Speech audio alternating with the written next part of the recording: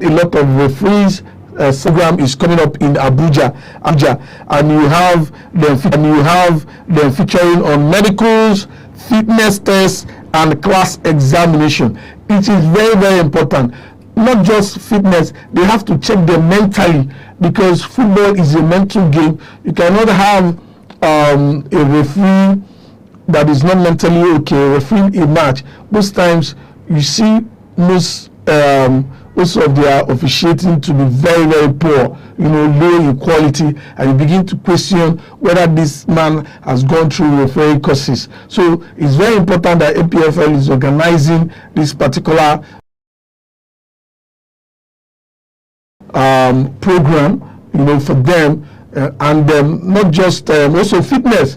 Most referees and checking them on their fitness test. That is very good. So we will be seeing from there. And then even OT, Alex Oti, that's the Abia State governor, is also trying to repair their stadium for the Abia Warriors, for the MPFL. So you see that a lot of states are trying to set the pace and everything, the facility and the manpower to ensure that their club or the club in each state represents them. A lot of states like that, also Niger State as well, they're trying to see how they can actually up their game as well for the upcoming season. So it's just a really, really good initiative that this season sport is being taken very, very seriously this season 2025, and it's really, really impressive. I just hope that it continues moving ahead. Right, talking about renovating of facilities for Enugu. I don't think Enugu Rangers will be using the Azikiwe Stadium. That place is built to be renovated for the upcoming stadium for Oka. They used Oka sometime. It didn't bring them good luck. So I pray South Sudan won 9-21.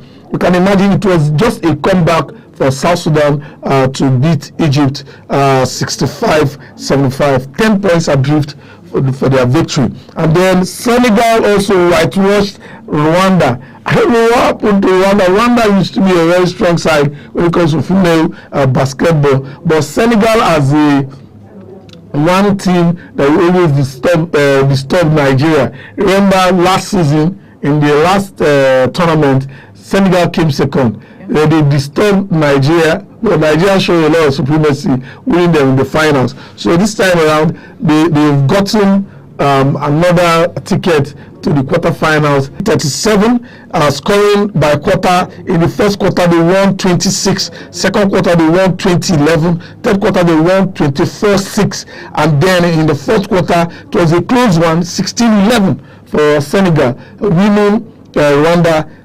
80-37. Big dominance. And then the last one, Cameroon defeated Angola 85-64 to set up a quarterfinal clash with Nigeria, the Tigers. Now let's look at the quarterfinal fixtures.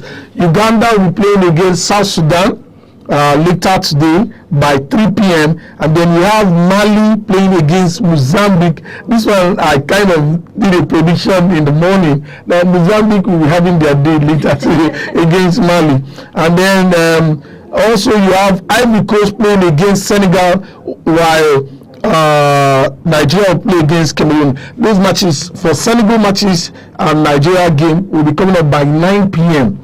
But for me, I think it's a right card for Nigeria, the Tigers, a walkover game. I believe they are going to win if I am going to bet on it. But for Mozambique, I'm sure, this is my own conviction, that they will win Mali. I don't know about your happiness. Yes, because if we have to look at how these teams have played from the get-go to this quarterfinal, you realize that Mozambique has really shown their strength. Yeah. They really gave us a really tough time in the last game, because remember we won 60 as against 55. Yeah. So it was really a very small gap. And they won like two quarters. So it's if not because of Ezine Kalu, who actually tried to put in her MVP quality. Yes, MVP quality, and made us win that particular match. We would have been playing the playoffs against one of the teams. So Mozambique is a very, really tough team.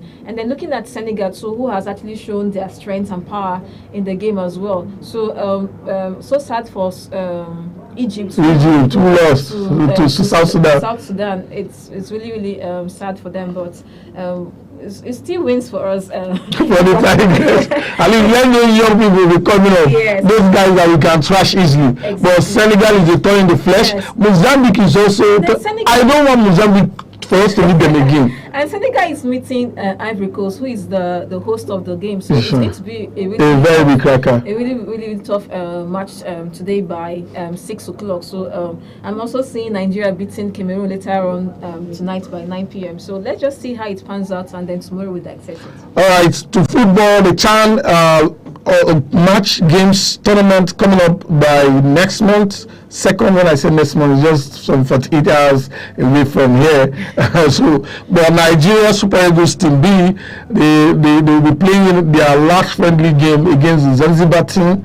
Remember, they've been there for like 2 weeks. They were in the Kenya, Abeokuta, for 2 weeks. Traveled to Tanzania. They've been in Zanzibar for the past 2 weeks preparing. So 1 month preparation for this CHAN competition. They've never won it before. This time around, I know they want to win it. Remember, CAF also raised the bar, the prize money from $2 million to $3.2 million now. Okay. So it's a 75% increase for the winner. And I know they want to take the money home. So they playing today. Their first friendly ended in a stalemate. It was goalless. This time around, I know they prepared more. They will test again in their second friendly against Zanzibar. I pray they win and then wait for the real game. They are in Group D. They are going to play Sudan. They are going to play Congo, and they are also going to play Senegal. Senegal is the defending champions of this tournament. So, and their first game is against Senegal on the 5th. And in Zanzibar, thank God, I know Senegal also, they are already in Tanzania. Thank God we've learned the soil. At least we've been in Zanzibar for like 14 days now. So let's see what the result. The first game will tell us whether we are going to go far or not. Exactly, because Eric Chile has really empowered the boys. They've been training for the past 2 weeks. They've had their friendly matches. They've tried to train, and even the players themselves are also pumped about the upcoming competition. And they have this very strong focus and zeal and passion that they're going to win the competition this year. And I really believe so as well, because they've really shown dedication. They've really shown determination. They're really hardworking, and it's just best that their reward is being given to them with the 3.5 million at the end of the day when they actually put in their due diligence. So I feel like they're actually going to do well. But this one that they're playing Senegal, that's where that's like you said, is going to showcase how far we've actually we can go, because these are the defending champions. And one thing about the defending champions is that they want to show that yes, they are truly the champions. They are here to stay and show their dominance. So if we can actually defeat Senegal in the first match day, it shows that okay, we can actually do super well in the remaining part of the competition. So let's just see how everything just goes. But good luck to the Super Eagles batch B. All right, we are not just talking about the winners going with $3.2 million. What CAF has done this particular season is marvelous. They've brought out money, a maximum money for all participants. So for the runners up, you have 2 point something. For the third, you have like 1 point, and then you have money, as the dwindle. So but you must get something, even to the fourth place, even to the losers in the group stage. You also have some money to go on with. But we are not opting for those ones. We are going for the 3.2 million. Yes, our women, the Super Falcons, have actually shown they're giving a precedence onto how things are. We've won the maiden prize of the WAFCON, the Just Content WAFCON, with our $1 million. So I'm sure the CHAN too want to show that yes, we can also do it. Our girls have done it. We have also come to show dominance as Nigerians. And they want to come back home and collect their own ship. I know they want houses. I know they want money. So it's going to be really at least the president will be so benevolent to give them like maybe a duplex this time. Yeah, anyways, friends, I think we'll wrap it up on the show here. But just know that Osimhen has been unveiled officially last night. So this man is one of the richest player in the Turkish league. 300,000 euro every week for this Nigerian. That's a whopping sum of money. Tomorrow morning by 11:30 we'll be here also to bring you up to speed on all the happenings in the world of sports. My name is Gideon Iweke, and many thanks to Happiness Ajibo for making it lively this morning. Yes. It's good. It's always great to be here. All right, until tomorrow, have a very wonderful day, and make sure you make more money today, for the weekend is here for us to have our enjoyment, our merriment. Until then, bye.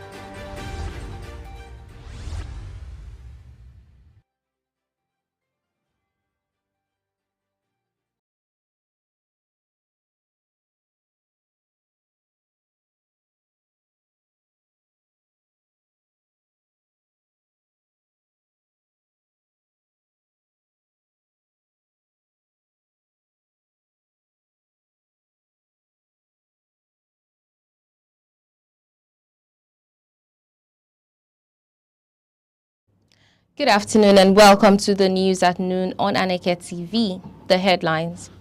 Ondo State government approves flood mapping. Strike by nurses cripples activities at teaching hospitals nationwide. Committee to review posting of 5,300 new teachers in Abia State sets up.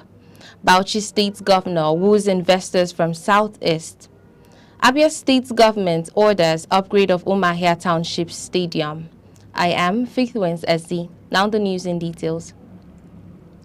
The Ondo State government has approved the comprehensive flood mapping exercise across the state as part of its proactive measures to mitigate the impact of climate change. The exercise, the government said, will safeguard vulnerable communities from reoccurring flood disasters. The State Commissioner for Environment, Mr. Tob Loko, stated this in Akure while briefing newsmen after the State Executive Council meeting chaired by Governor Lucky Ayewade. Mr. Loko said that the initiative reflected the state's commitment to adopting a preventive and data-driven approach to flood management. Also speaking, The State Commissioner for Infrastructure, Lands and Housing, Engineer Abiola Olawuye, announced that the Council had approved the sum of 3.5 billion naira counterpart fund from the Rural Access and Agricultural Marketing Project for World Bank-backed Rural Road Projects. Universal Basic Education Board, ASUBEB, has set up a committee to review the posting of the 5,300 teachers recently recruited by the state government.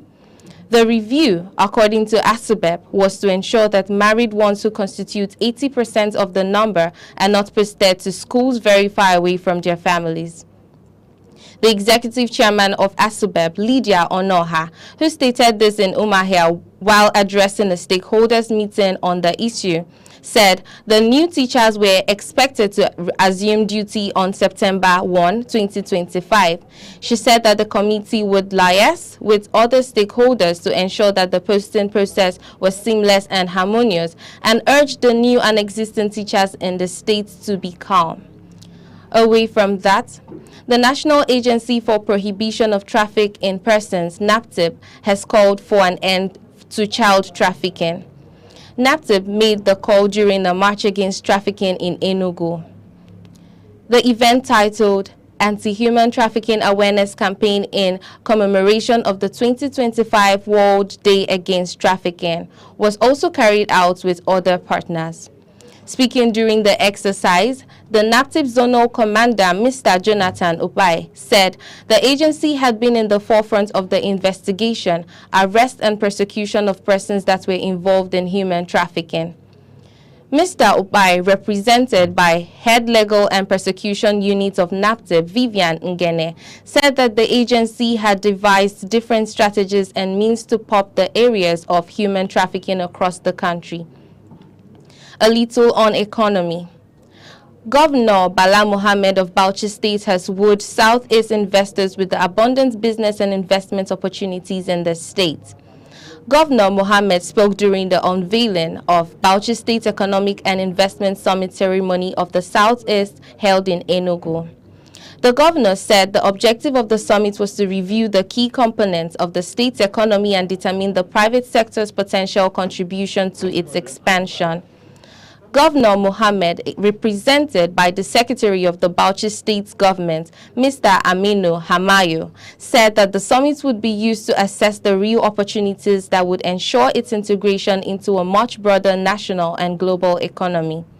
According to him, the summit will facilitate engagement between public and private project initiators alike and foreign as well as local investors. Still in Enugu, the wife of the Enugu State Governor, Mrs. Nkechinyere Mba, has extended the state hepatitis awareness campaign to Enugu South local government area, spotlighting the urgent need to confront the disease and its widespread impact. The awareness campaign, hosted at the Enugu South Council headquarters in Owani, was organized by the Office of the Governor's Wife in collaboration with the Ministry of Health and relevant health agencies. It marked a major step in the state's efforts to tackle stigma, misinformation, and neglect surrounding viral hepatitis. Speaking through the Senior Special Assistant to the Governor on Special Duties, Mrs. Chidinma Egwono, Mrs. Mba addressed the ongoing silence around hepatitis and its consequences. She stressed the importance of breaking the silence, especially among women and young people who are often left out of early screening and treatment. The campaign aligns with the global observance of World Hepatitis Day, marked every July 28 to raise awareness on viral hepatitis, a liver infection caused by the 5 main viruses, hepatitis A, B, C, D, and E. Still on health. Medical experts have called for greater collaboration and urgency in the fight against hepatitis, warning that the disease remains under-discussed despite its deadly impact. In this report, Gerald Odo highlights the need for awareness and the importance of vaccination in eliminating hepatitis. Hepatitis, a cankerworm eaten deep into our system. Health experts have expressed concern on the growing dangers of hepatitis in Nigeria, calling for proactive measures and public enlightenment. Hepatitis, they say, is a serious infection that causes inflammation of the liver, mostly spread by viruses. Of the 5 main types, A, B, C, D, and E, hepatitis B is identified as the most dangerous, with Nigeria facing a worrying 9.5% infection rate. According to legit intel, more than 18 million Nigerians are currently living with hepatitis B. Every year, over 4,000 people in the country lose their lives to liver cancer caused by untreated hepatitis B. As part of the campaign to commemorate World Hepatitis Day, organizations and groups use the period to offer free hepatitis B screening, health education, and one-on-one consultations. The aim is not just to test, but to inform and protect. Health workers, however, have raised concerns about vaccine access. While newborns in Nigeria receive the hepatitis B vaccine for free, adults are expected to pay for theirs, a cost many cannot afford. This continues to limit the fight against the disease. The public is strongly encouraged to take preventive steps, get vaccinated, practice safe sex, avoid sharing sharp objects like needles and razors, keep personal and environmental hygiene high. A medical practitioner, Dr. Ejiofor Mama, warned that ignoring hepatitis B could lead to severe consequences such as liver failure, cancer, and in many cases, death. The body. I think it's good to tell you that it is located at the upper quadrant, just right upper quadrant, slightly, below the diaphragm, somewhere. So it runs this way, and it's from here down, just like a wedge. They're stretching from your right side down to the left flank of it, and it does a lot of functions. It helps in metabolizing any food you take. It detoxifies waste, and also provides some essential enzymes that will help your body to work. And once it's not working proper, you find out that the waste we are generating might eventually not be excreted properly, and at the end of the day, it might lead to, presentation of yellowish eye, and also an advanced case, bloated abdomen, fever, nausea, and even to the extent of having swollen extremities when the liver is not working, because it helps in the metabolism of the food we are taking. If it is not working, the food we are taking might not be properly digested, and the amino taken well absorbed and not be properly utilized. And in the end, you find such a person even losing weight. So those are the symptoms that hepatitis is always presenting. Experts also clarify that not all hepatitis cases are viral. According to them, some are caused by the immune system attacking the liver or by excessive alcohol use. They stressed that infection can spread through unprotected sex, sharing grooming tools, or consuming contaminated food and water. Despite a vaccination program launched back in 2004, many adults, especially in rural areas, remain unvaccinated. Experts and stakeholders have called for stronger government efforts and private sector involvement to make vaccines more accessible and affordable. Get screened, get protected, get vaccinated. I am Oduchukwu Gerald, Aneke TV. In the meantime, patients in public hospitals across the country were left groaning, stranded, dejected, and frustrated yesterday as nurses under the umbrella of the National Association of Nigerian Nurses and Midwives Federal Health Institution sector commenced a nationwide 7-day warning strike. The industrial action led to widespread disruption across health facilities in the country as patients were discharged due to a shortage of nurses. Many hospital wards were deserted, skeletal services operated in some areas, while others were completely shut down. In the Federal Capital Territory, Bayelsa, Benue, Kebbi, Edo, Rivers, Ogun, Gombe, Jigawa, Sokoto, and Borno, scenes at hospitals showed patients clutching their children on benches, patients begging for attention, children returning home with sick relatives, some sitting on the floor and others leaning against the wall in distress. Also, healthcare services in federal teaching and specialist hospitals and primary health care centers across the country were disrupted yesterday as the National Association of Nigerian Nurses and Midwives Federal Health Institution sector embarked on a 7-day warning strike to protest an alleged failure by the government to resolve their welfare demands. Emergency and other critical care services were unavailable as nurses across many federal health institutions withdrew services in protest over poor welfare, allowances and working conditions and other issues. In compliance with the directive by the association, which is an umbrella body for nurses in the country. The strike followed the expiration of a 15-day notice to the government to address demands over poor welfare, allowance, staff shortage, and implementation of a 2016 approved nurses scheme of service in federal health institutions. Back to Enugu. The Nigerian Institution of Quantity Surveyors have lauded Governor Peter Mba's development strides in Enugu State, saying the governor had shown the commitment to ensure the development and infrastructure reached every part of the state simultaneously. The leadership and members of the institute made their impression known during a courtesy visit to the governor at the government house in Enugu on the sidelines of their national workshop and induction of newly qualified quantity surveyors at the International Conference Center in the state's capital.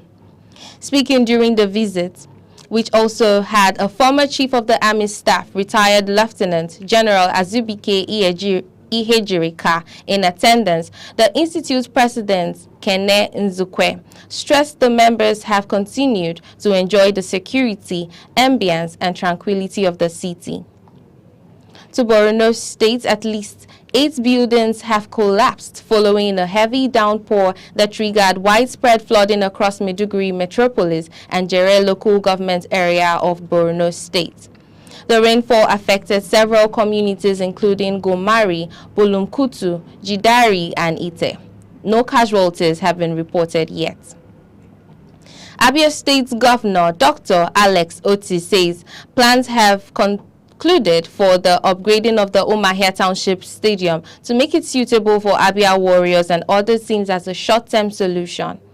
Dr. Oti announced this when he received the president of Nigeria Football Federation (NFF), Mr. Ibrahim Guzo, and his delegation.